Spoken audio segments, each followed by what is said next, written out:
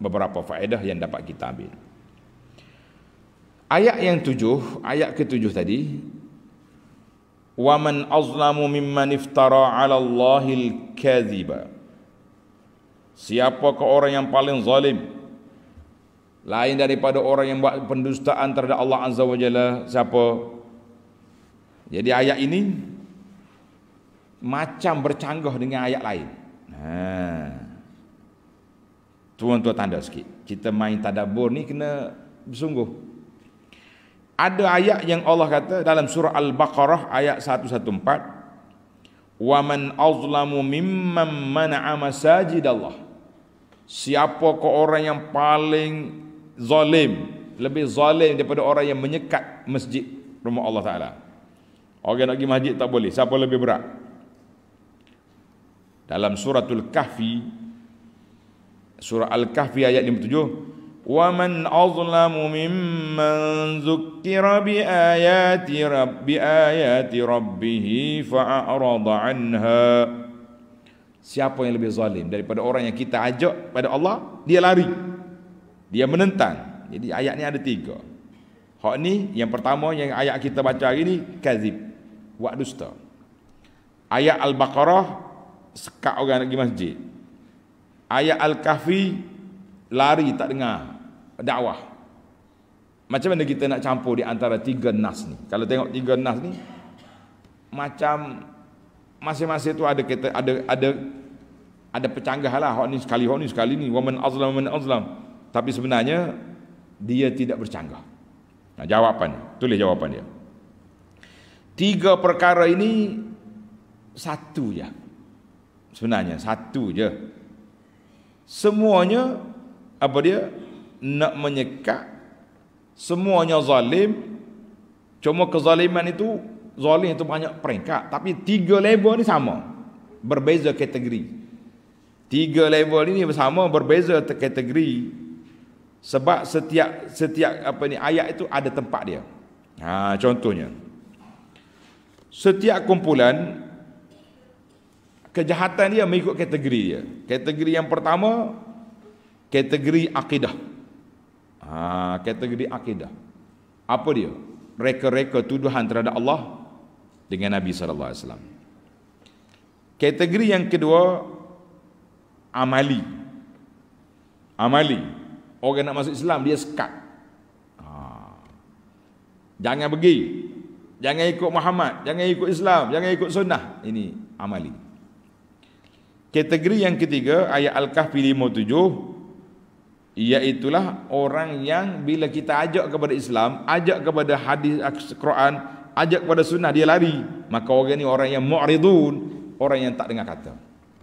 Jadi 3 ayat itu tak bercanggah. Ini mari tuan-tuan, ini ilmu tadabbur. Ayat 7 surah As-Saff, ayat 114 surah Al-Baqarah, ayat 57 suratul Kahfi. 3 ini mengikut kategori. Alhamdulillah. Tak usah kata bercanggah, tidak.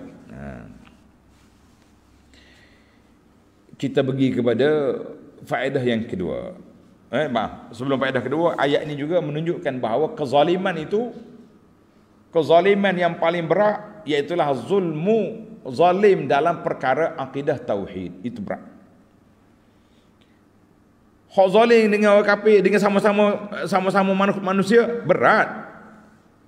Tapi tidak seberat zalim terhadap Allah Azza wa Jalla.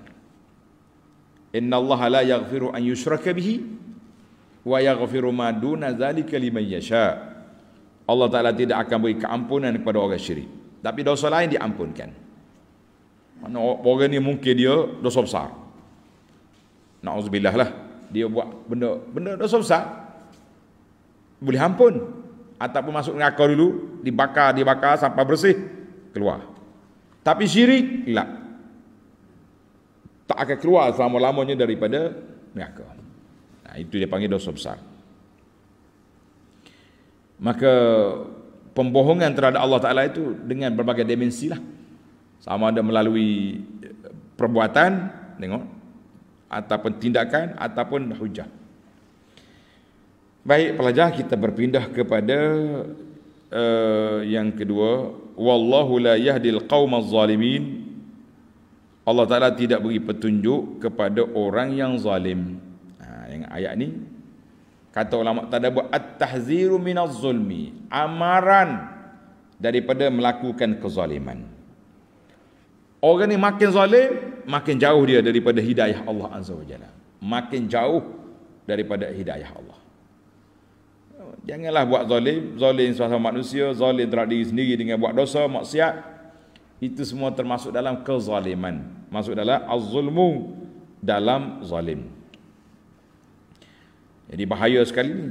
Makin kuat zalim, makin jauh dia daripada Allah Azza wa Jalla. Kemudian siapa yang mula bertaubat, meninggalkan kezaliman, mencari kebenaran, Allah Ta'ala akan beri hidayah kepada dia. Jangan bimbanglah, hidayah itu akan datang, tapi setelah dia meninggalkan kezaliman. Itu dia panggil hidayah bersyarat. Yang ketiga, banyak panjang lagi kalau nak, tapi 3 kita ambil. Ada kata-kata menarik sikit. Tulis kata-kata ni. Dia kata man tadabbaral Quran. Ini kelebihan tadabbur. Man tadabbaral Quran taliban al-huda minhu tabayyana lahu tariqul haqqi. Siapa dia tadabbur Quran dengan niat nak mencari petunjuk Allah, nak cari hidayah Allah Azza wa Jalla. Kita kata, ya Allah, ya Tuhanku, aku belajar kitab-Mu ni kerana aku nak dapat hidayah, nak dapat petunjuk. Maka Allah Ta'ala akan buka hati dia, lapangkan dada dia, cerahkan minda dia untuk menerima hidayah. Tuan-tuan dan puan-puan, kita yang suka kepada Al-Quran, mengaji Quran ni, teruskan. Jangan tak mengaji, sebab Allah janji siapa dia mencari kebenaran melalui tadabbur, Allah Ta'ala akan bukakan dada dia, cerahkan, lapangkan dada dia, cerahkan hati dia, insya-Allah. Kita berpindah kepada ayat 8 dalam faedah yang ketiga. Yuriduna liyutfi'u nurallahi biafwahihim. Mereka nak padamkan cahaya Allah, yang ini agama Allah Ta'ala, dengan mulut-mulut mereka. Allahu Akbar. Dia nak padam cahaya Allah Ta'ala dengan mulut dia. Boleh ke tak boleh? Tadi Ibnu Katsir kata apa tadi? Ibnu Katsir kata apa? Dia kata macamlah orang nak padamkan cahaya matahari dengan mulut dia, duk tiup fuh. Pagi sampai gelap, akhirnya ambulans mari ambil dia pergi hospital jiwa, hospital gila. Macam itulah orang yang nak padamkan agama Allah Ta'ala atas dunia ni. Tak mungkin. Tidak mungkin. Tak usah duduk cari kerja, tak usah duduk cari penyakit, kata orang. Kemudian di akhir ayat Tuhan kata, wallahu mutimmu nurihi. Allah Ta'ala sempurnakan agamanya. Maka di sini ada cuitan sikit. Apa dia cuit? Dia kata biasanya kalau sempurna ni bila kurang. Bila kurang jadi baru disempurnakan. Berapa kurang tu? RM5. Atau apa, saya cukupkan, lengkapkan, sempurnakan RM100. Jadi macam mana Allah kata mutimmu, dia akan sempurnakan agama. Adakah agama ini kurang? Al-jawab, penyempurnaan itu mengikut kesan kepada kekurangan yang berlaku. Kesan. Wahwa az-zuhuru, ada negara yang Islamnya sikit je tempat tu. Malap, kata orang. Malap. Negara-negara Eropah, ramai lagi orang yang tak tahu pun Islam. Masih ada yang tak tahu Islam. Negara Jepun contohnya, sahabat kita yang berdakwah di Jepun, dia kata, Jepun tak tahu apa. Dia sembah macam-macam, dia sembah, nak cari Tuhan tak jumpa. Itu maknanya lemah cahaya di situ. Mana cahaya tak sampai. Tapi Allah kata wallahu mutimmu, akan sampai. Cahaya ni tetap akan bercahaya nanti. Karena Islam itu tidak akan zahir kecuali bil izhar, dengan dizahirkan dia. Maka makna itmam di sini bermakna yu'ayyidu Allah Ta'ala akan beri sokongan, Allah Ta'ala akan beri dokongan, Allah Ta'ala beri pertolongan kepada pejuang-pejuang Islam sehingga sempurna agama itu masuk ke tempat yang belum masuk ataupun malap cahaya dia tidak kuat di situ. Islam tu semuanya cahaya daripada Allah, tapi kesan cahaya tu kadang-kadang tak sampai, mungkin dia terbatas, terlekat di bayang, macam-macam. Banyak lagi atas dunia ni. Kita duduk di negara kita ni, dia panggil ASEAN. Nah, tak usah duduk rasa pergi jauh-jauh lah, tak payah. Jiran sebelah kita ni, negara Thailand. Sebelah selatan ni, Watani ni tak apalah, kawasan orang Islam ramai. Di atas. Nah, bila kita pergi ke ibu negara dia di Bangkok, cuba cek berapa peratus umat Islam di sana. Siapa ada 10%? Nah, pergi ke baru ya kita balik daripada negara Hindu, bukan negara Hindu lah, tempat orang Hindu ramai di Bali tu. 80% atau 85%. Orang Islam ada peratus sikit tu pun, kalau tengok dari sudut amali, tak tahu lagi. Mana benda tu, maknanya Allah Ta'ala mutim tetap akan sempurnakan bila sampai masa dia, Islam tak akan naik. Sekarang ini beberapa negara di Eropah sedang mengalami pertumbuhan. Kita tak bicara tumbuhan ekonomi, itu cerita dunia. Pertumbuhan bilangan umat Islam yang begitu ramai. Sampai kata di Perancis, kalau pilih raya dia, boleh jadi orang Islam yang akan naik sebab bilangan ramai. Popok migran dia panggil popok apa ni, muhajirun, orang-orang Arab yang berhijrah ke negara ni. Dia masalah pokok dia ni, bila pergi duduk di situ boleh kerakyatan. Orang Arab tak pergi rakyat kepada orang luar, payah ke main nak dapat. Tapi yang ni boleh kerakyatan. Kemudian dia jadi rakyat dia. Dia makin ramai dia pun perasa tengok. Ramainya ni negara Arab, negara aku ni Eropah ke negara Turki ni atau negara Pakistan. Sebab ramai orang duduk pakai kurta situ. Jadi kita kata itu perjalanan akan naik slow-slow. Maknanya wallahu mutimmu, sempurna, bukannya agama tak sempurna. Jangan salah faham. Sampai sehingga kita kena buat benda bid'ah pula nak melengkapkan agama, tidak. Tapi sempurna di sini dengan makna Allah Ta'ala akan cahaya, kesan-kesan cahaya Islam yang tak sampai itu akan dicerahkan. InsyaAllah qariban, dalam masa yang dekat. Tak ada kita, dia akan anak cucu kita nanti, insyaAllah. Ataupun kalau tak ada masa pun, turun Nabi Isa sampai. Kita berpindah kepada yang keempat, ayat 9. Huwallazi arsala rasulahu bil huda wa dinil haqq. Allah yang tetap menyempurnakan cahaya itu, dialah yang telah mengutus Rasulnya Muhammad sallallahu alaihi wasallam dengan membawa hidayah petunjuk dan agama yang benar, yakni agama Islam. Maka di sini para pelajar, Allah Ta'ala sebut dua perkara dalam ayat ini. Tandalah dua perkara dalam ayat ini, iaitu risalah Nabi ini mengandungi dua perkara. Yang pertama, al-huda ay al-ilmun nafi', ilmu yang bermanfaat. Wa dinil haq, dan amal saleh yang bertepatan dengan kehendak Allah dengan Nabi sallallahu alaihi wasallam. Maka yang pertama sekali, ilmu tentang Allah, tentang Rasul, tentang Islam ini lengkap. Yang kedua, dinul haqqi, cara beragama, cara hidup yang benar, iaitulah Allah Ta'ala beri pada kita al-amalus salih, amal-amal kebajikan yang mesti kita kena buat.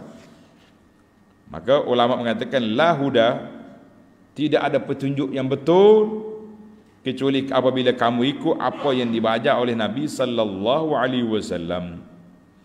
Maknanya Allah Ta'ala tidak akan terima ibadat kita, agama kita, kecuali apabila kita beragama mengikut apa yang dibawa oleh Nabi sallallahu alaihi wasallam.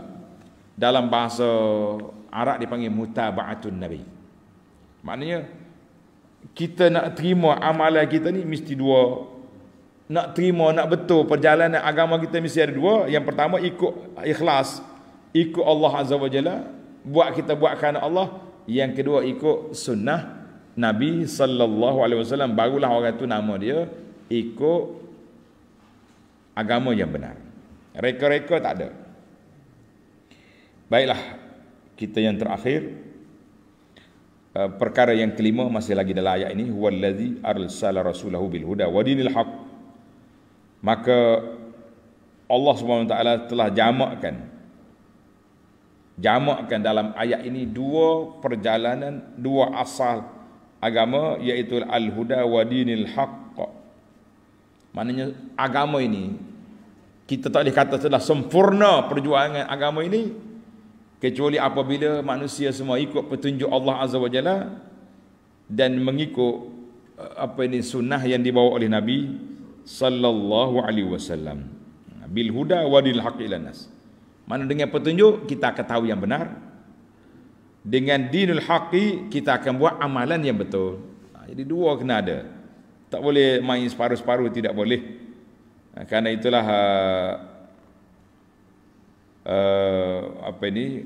ulama Ahlus-Sunnah mengatakan agama kita ni jelas. Siapa dia cuba nak attack, nak masukkan amalan-amalan yang tak mari daripada sunnah, maka orang itu dipanggil membawa bid'ah dalam agama. Itu dilarang. Terdapat beberapa hadis Nabi SAW yang melarang siapa dia reka-reka ibadat, tidak boleh. Siapa dia ambil perbuatan yang tidak ikut sunnah Nabi, fahuwa raddun, maka perbuatan itu ditolak. Kita hari ini tak usah cakap banyak, cukuplah kita katakan apa yang kita belajar ikut sunnah Nabi sallallahu alaihi wasallam yang ditafsir oleh ulama salafus saleh dan ulama salafah mereka adalah garis panduan yang cukup mantap. Tak perlu kita koyak, tak perlu kita goyah, sebab itulah perjalanan agama, perjalanan hidup kita. Wallahu alam. Sebagai penutup, sempena dengan hari ini hari orang duk sibuk dengan kelahiran anak Tuhan contohnya, maka kita sebagai pengikut Nabi sallallahu alaihi wasallam tak usah duduk gembira dengan mereka. Tadi saya dah bacalah surah Maryam tadi ayat 88 sampai 90. Hampir langit terbelah, langit pecah, bumi terbelah sebab adanya orang yang mendakwa Tuhan ada anak. Tiba-tiba kita betul happy dengan dia. Pergi bawa anak-anak jalan supermarket. Orang bagi topi merah pakai juga. Mari pak cik duduk keren-keren bawa loceng tu pergi dia ambil gambar selfie juga. Kita kata hati-hati tuan-tuan. Ini perjalanan agama. Ini iftira' ala Allah. Satu tuduhan bohong terhadap Allah. Dia mengatakan Tuhan ada anak. Allah Ta'ala gambarkan betapa dahsyatnya perbuatan itu. Anda'au lirrahmani walada. Apabila mereka mendakwa Tuhan tu ada anak, maka perbuatan ini sangat jahat terhadap Allah Azza wa Jalla. Manusia pun kalau kita tuduh dia ni anak dia ni, buat tuduhan, pemarah. Ini mungkin buat tuduhan kepada Allah Azza wa Jalla lagi dahsyat. Marilah tuan-tuan kita tadabbur ayat 88, 89, ayat 90 dan seterusnya. Bolehlah kalau ada masa lagi sampai ayat 92 tu. Anda'u lirrahmani walada wa ma yanbaghi lirrahmani an yattakhidha walada. Tidak layak Allah Ta'ala yang maha berkuasa itu nak cari anak. Kalau dah sibuk cari anak, cari bini ni buat kita ya. Lepas orang anak mari. Sebab bimbang tua nanti tak ada siapa nak peduli dengan kita. Allah Ta'ala maha berkuasa, maha kaya. Dia tidak terkaya daripada segala perkara. Maka tiba-tiba kita duduk, ada orang yang tuduh Tuhan ada anak. Kita yang Islam yang tak percaya ni tumpang-tumpang sama meraihkan hari kelahiran anak Tuhan. Kita kata les, kenapa kita lemah? Tidak ada identiti. Dikata ada ulama kata boleh je kita ucap hari ini. Kita kata kalau ada keperluan. Contohnya orang ni masuk Islam seorang dia, anak-anak dia semuanya Nasara belaka, Kristian belaka. Perlu nak ucap. Dia ucaplah kepada keluarga dia tu. Atas rasa nak teka-teka nak takrib. Ini kita tak pernah pun berdakwah pada orang kafir. Tersengih-sengih daripada malam tadi lagi dia ucap selamat hari. Kita kata buat apa awak ucap? Siapa yang nak ucap pada siapa? Nak menunjukkan kita tu toleransi. Toleransi tidak jadi masalah. Tetapi kecairan kita tu dengan tuduhan puak-puak kafir ini terhadap Allah, itu yang bermasalah kita terhadap perjalanan pegangan agama kita. Wallahu a'lam. Baik, insya-Allah dalam ayat yang datang kita akan sambung ayat 10 sehingga ayat 13. Subhanakallahumma wa bihamdika asyhadu an la ilaha illa anta astaghfiruka wa atubu ilaik. Wa sallallahu ala nabiyyina Muhammadin wa ala alihi wa sahbihi ajma'in. Walhamdulillahi rabbil alamin.